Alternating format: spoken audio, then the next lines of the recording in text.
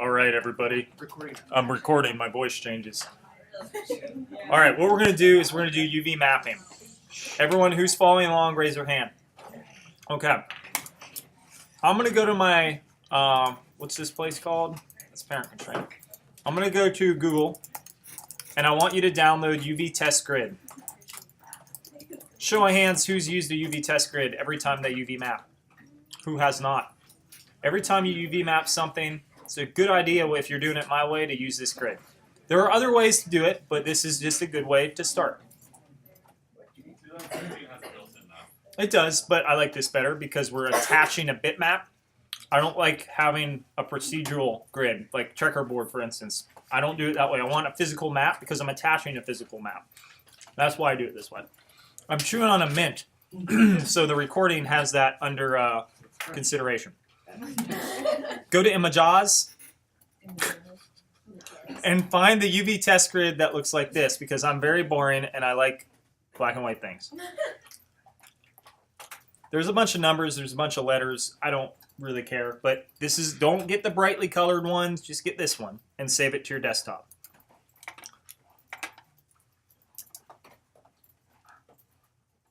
I think I just did that. All right, it's called show.php.jpg. UV test grid. Sam, this is going to make your life easier. If you haven't done it this way, have you not done it this way? Okay. Visually, we're visual people. Visually.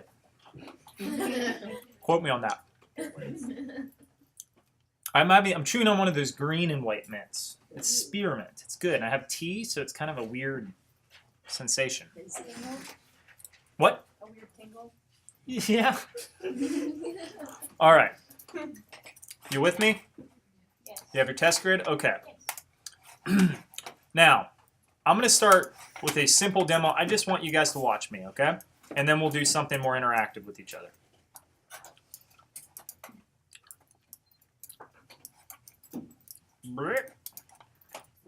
All right. I have two shapes. I'm going to ask you a few questions. You guys answer for me.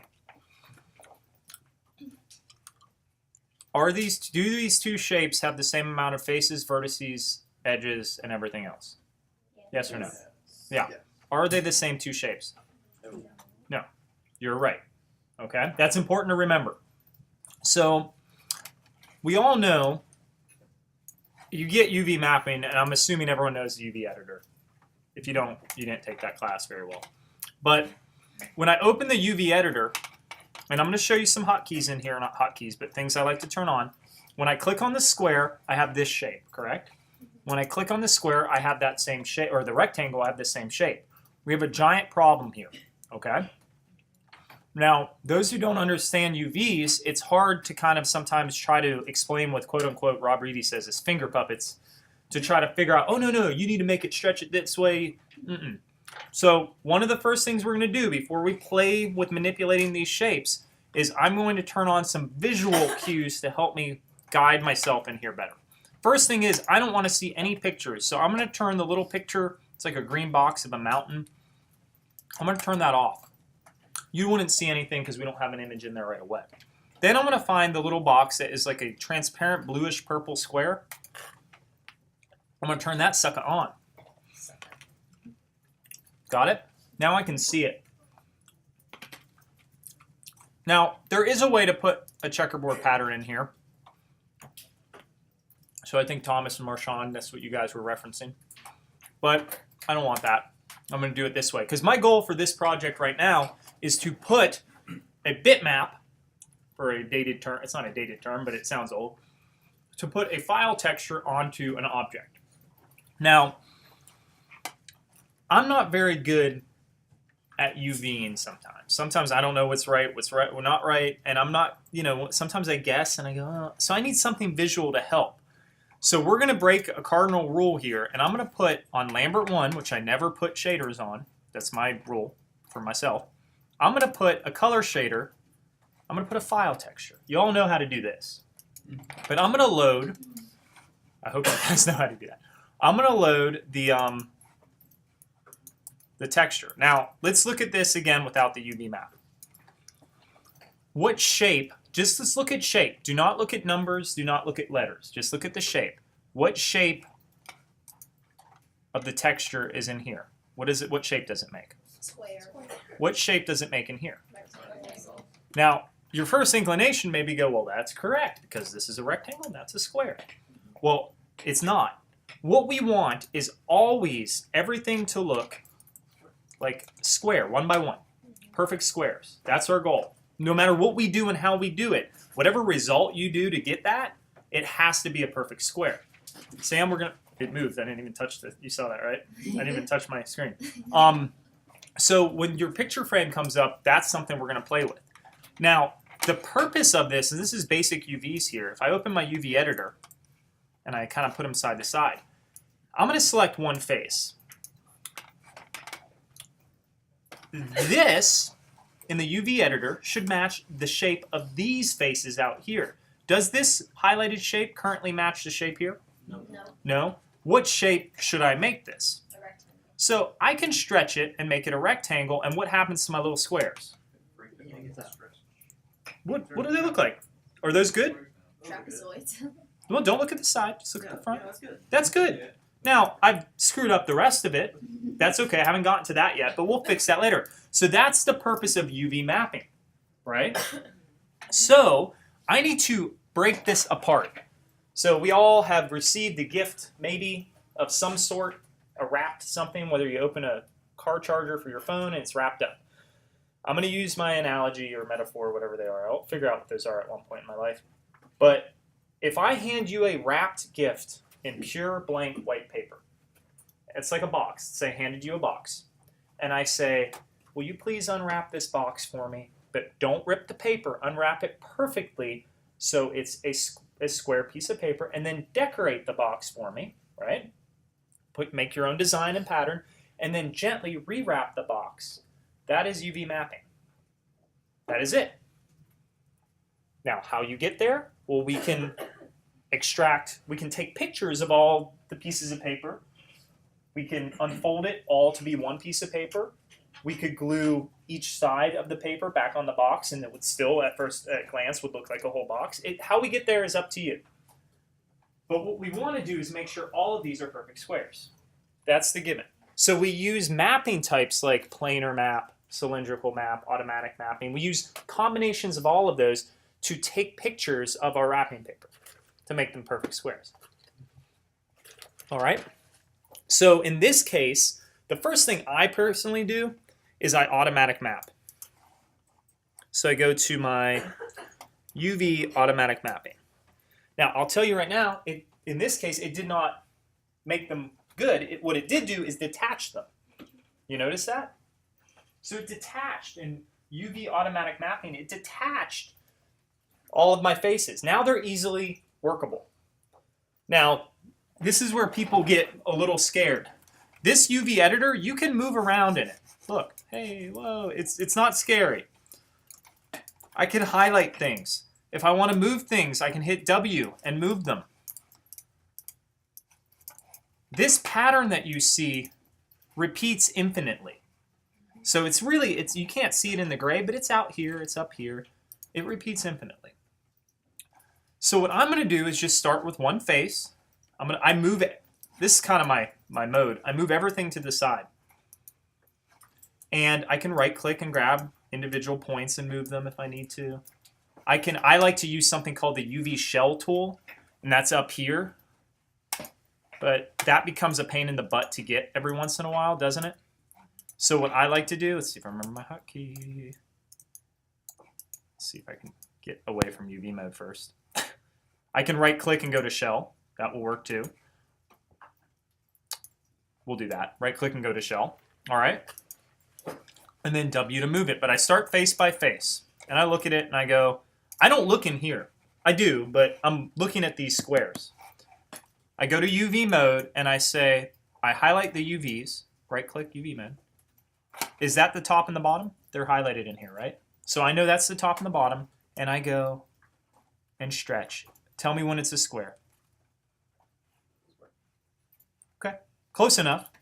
It may not be perfect. I have grids. Actually, I could line it up to eventually be a grid. But now that is, who took drawing class? That is my one object that I'm going to use to build the whole thing off of. My proportion, my scale of 1, right? So I'm going to use that, and no matter what, as long as all my boxes are close to that size, I'm good. So I'm going to take this and I'm going to grab the next face.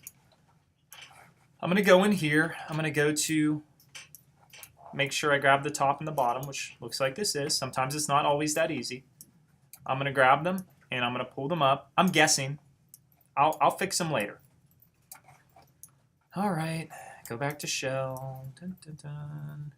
Maybe I'll line up the tops this time because I know most likely it's going to be the top. Look at, I'm going to use that red handle for W. Look, what's that red handle going to do? Hey, it's lined up now.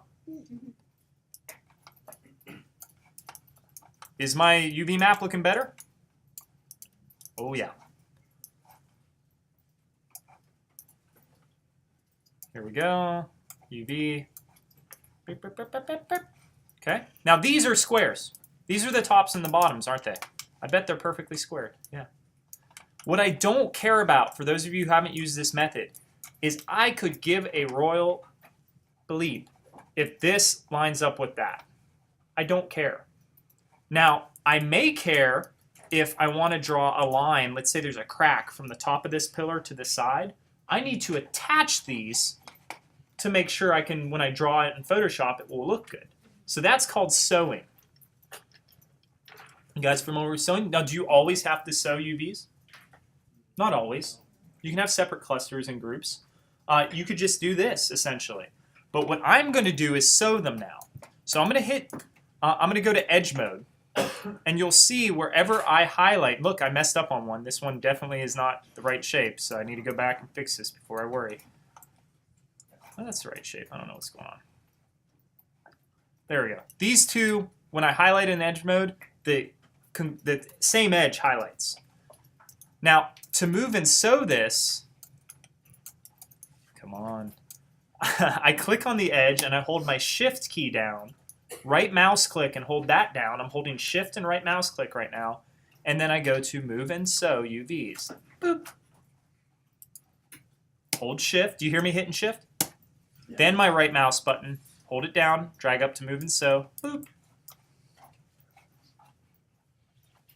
I feel like I really jacked up this one. I did. Let's see. Yeah. This is not the right way. So let's see what I did wrong. This one should actually be rotated. So let's rotate the shell. Let's find the top and the bottom. There's the top. Go to shell and use these little rotation keys up here. And then we do the same thing we did before.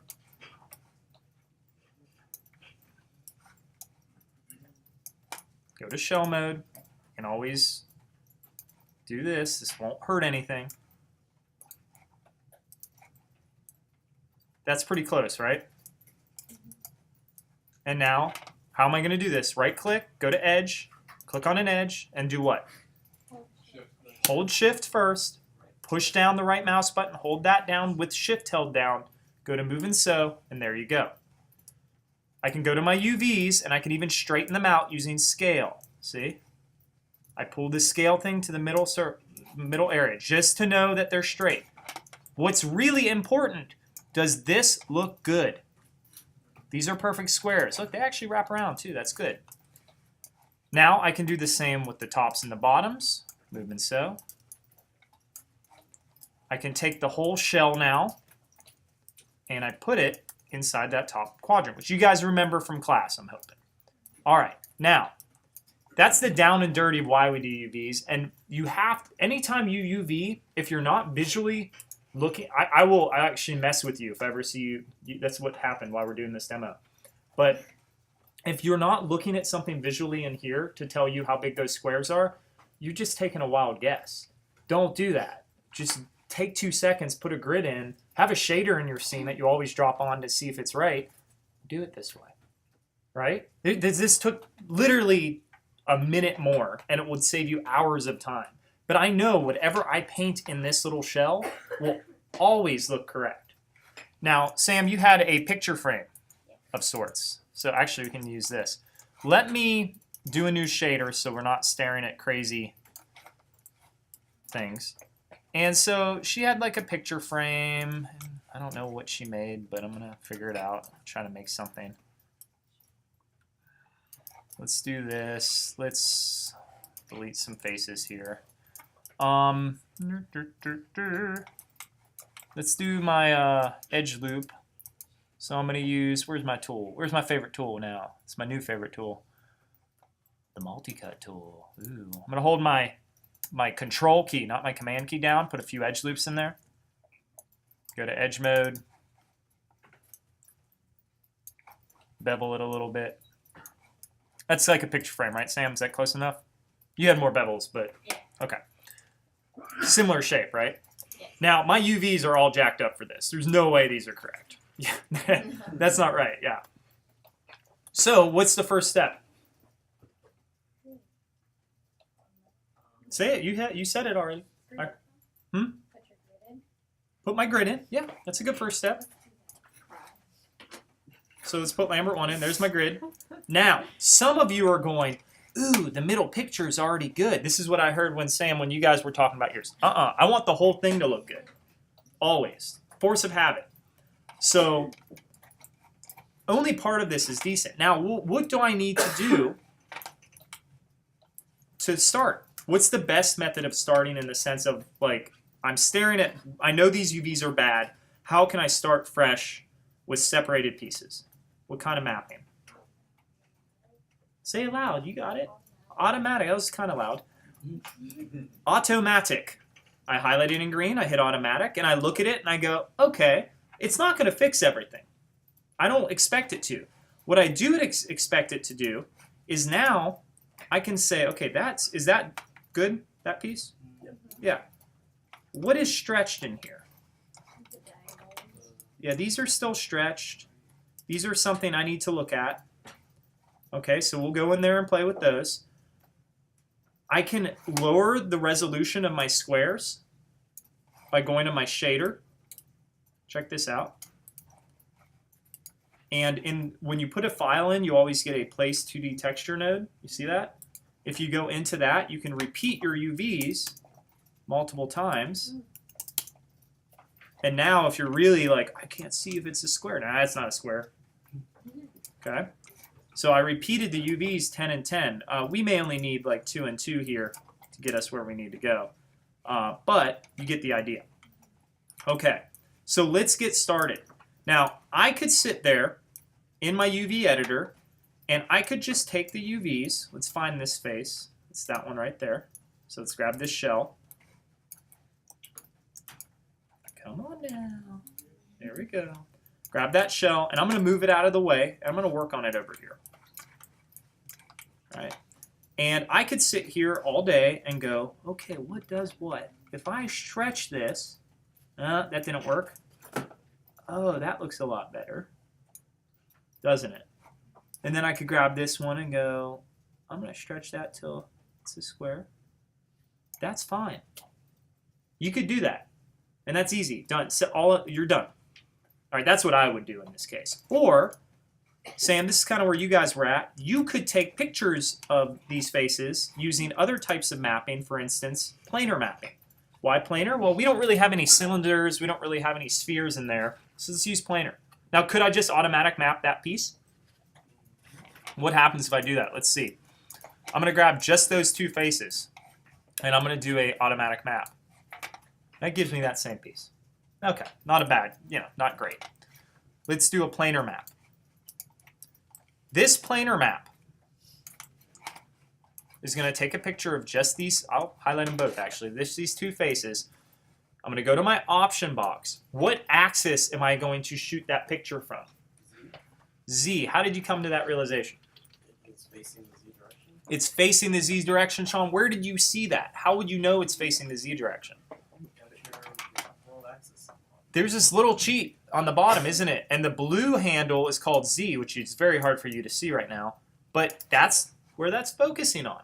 So if I hit Z and I hit project, I get this, which again looks pretty lousy until I shrink it until, look at that. Are those squares? No, not yet. Right, are they squares now? Right about there? Bottom one is, top one not so much. Yeah, top one's a little out, so you can grab the UVs and start pulling them up and down. Am I right here? Look at this. Not bad. So that's a pretty good shape. I just have to make the rest of them match, essentially, because these are all the same, aren't they? It's symmetrical. So I'll take my shell, I'll rotate it, and I'll say, you know what? I don't like you, shell. No, I don't care the shell either way. I'm going to pull that out,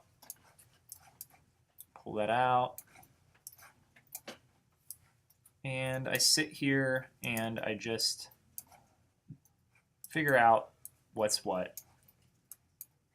Can't you transfer the attributes over to each face if they're the same You shape? can if it's a I mean maybe on the face, but on different on the same object it becomes a little weird, yeah. Okay. So I could transfer if I had another 3 picture frames, I could just not do this for the other frame.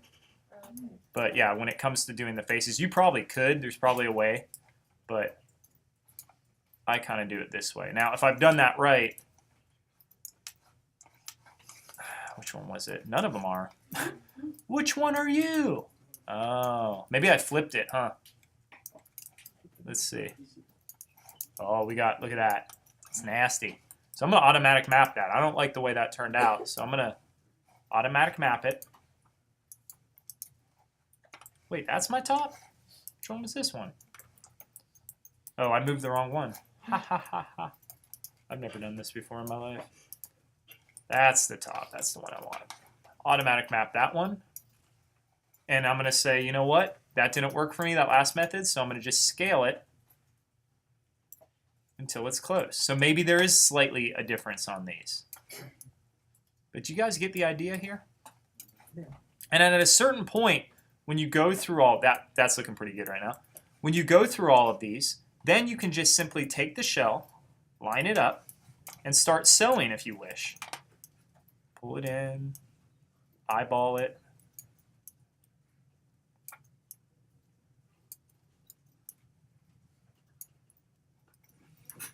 Again, just, you may need to go to right-click UV mode.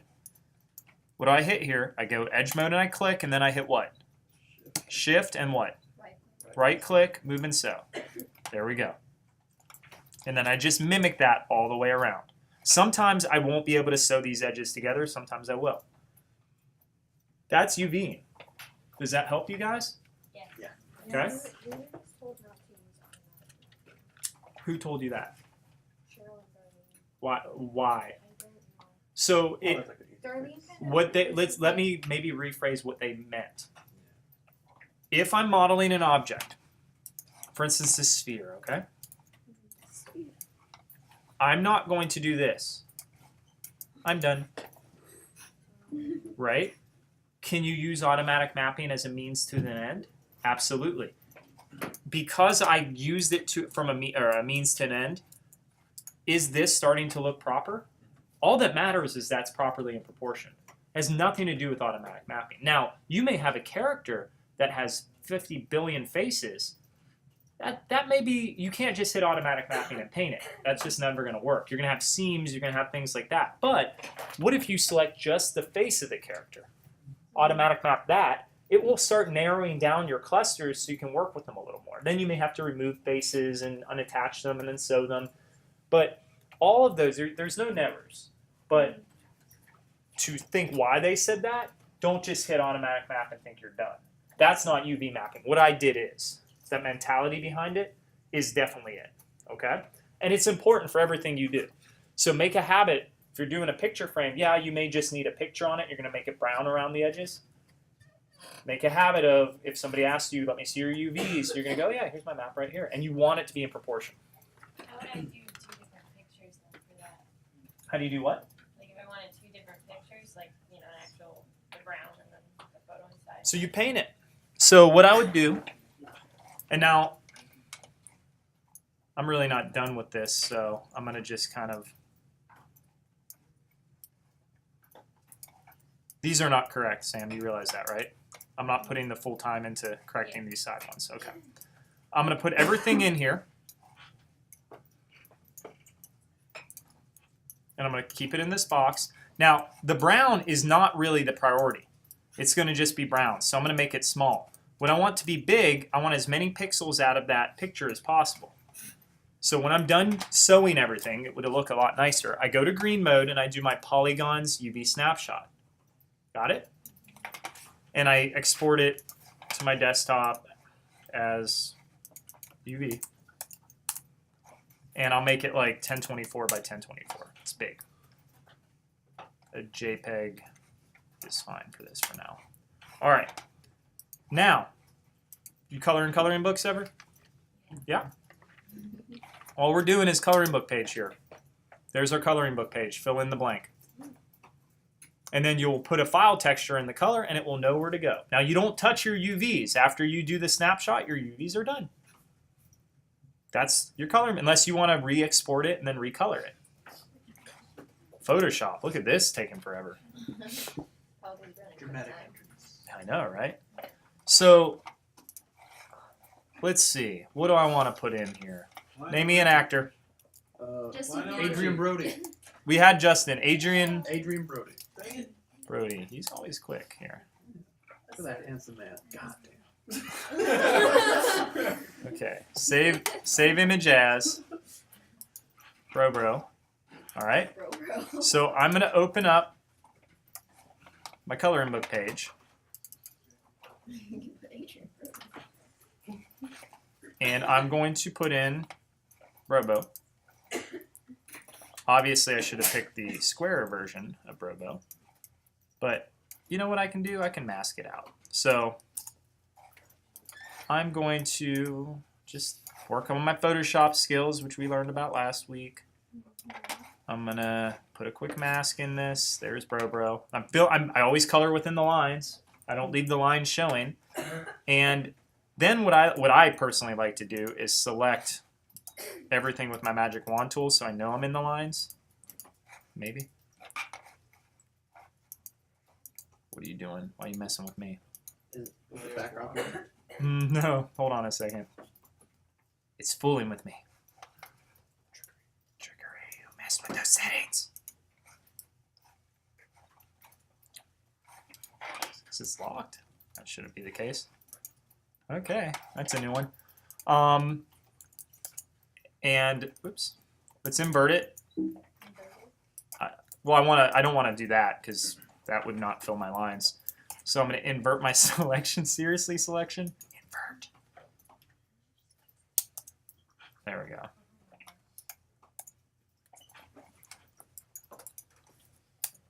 we go. We have some fun things happening here, don't we?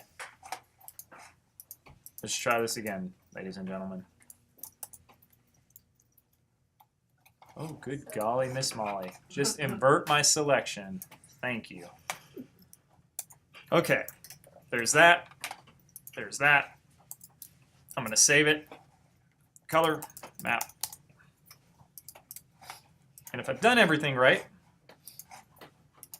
I'll just use this one again. I'll make sure I do not have it set to 2 and 2, otherwise Adrian Brody's face will be repeated, which could be good if you're a fan of Brody. And color map. Wow. Gorgeous. That's what you want, right? But obviously you're going to use better painted textures and things like that. And if I look at my UV map and I turn on my little image I told you to turn off, that's what it looks like. Now I don't go moving it now. I'm done. I go paint the color map file. I keep adding to that. But that's UV mapping. It gets more complex when you have characters and things like that. So again, when Darlene and Cheryl said, hey, avoid automatic mapping for that, there may be a reason. They may want you to jump to maybe a planar map just to get proportions right, and they don't want you to waste your time. Because if you automatic map just the whole object, you may get 10 million pieces.